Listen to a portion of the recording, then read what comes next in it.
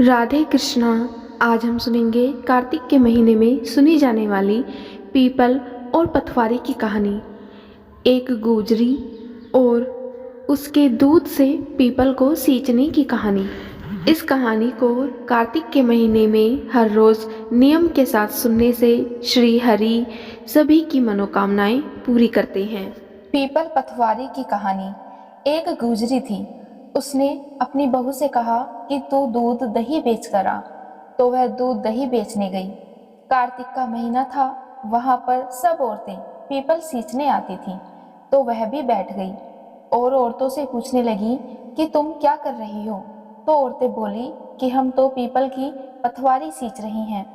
तो उसने पूछा कि इससे क्या होता है। औरतों ने जवाब दिया कि इसके करने से अन्न और धन की प्राप्ति होती है, वर्षों का बिछड़ा हुआ पति मिलता है।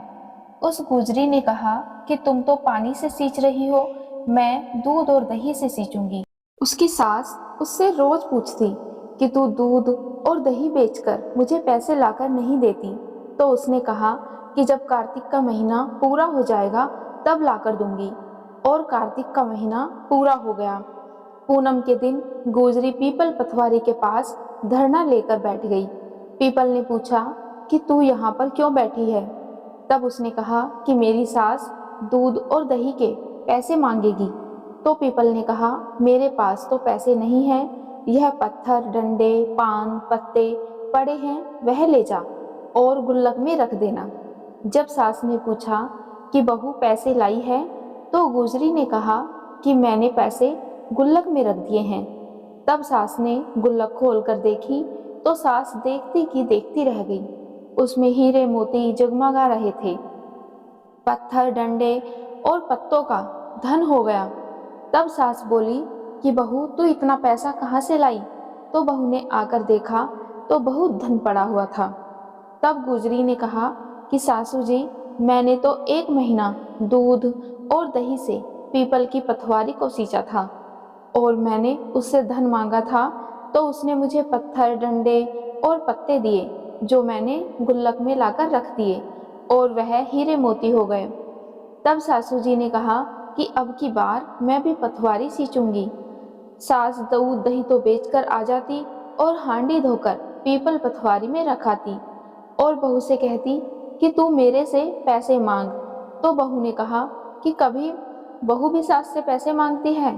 तो सास बोली कि तू मेरे से पैसे मांग। तो बहू ने सास से दूध और दही के पैसे मांगे। तो सासू जी पीपल पथवारी पर जाकर धरना देकर बैठ गई। तो डंडे पत्ते पान भाटे उसे भी दिए और कहा कि इन्हें गुल्लक में जाकर रख देना। इसके बाद बहू ने खोलकर देखा तो उसमें कीड़े और मकोड़े चल रहे थे। गुजरी ने अपनी सास से कहा कि यह क्या है। तो सास देखकर बोली कि पीपल पथवारी ने तेरे को तो अन्न धन दिया और मुझे कीड़े मकोड़े दिए। तब सब बोले कि बहू तो सत्य से सींचती थी और सासू जी धन की भूख से सींचती थी। इसलिए हे पथवारी माता, जैसा बहू को दिया वैसा सबको देना और जैसा सासू जी को दिया वैसा किसी को मत देना।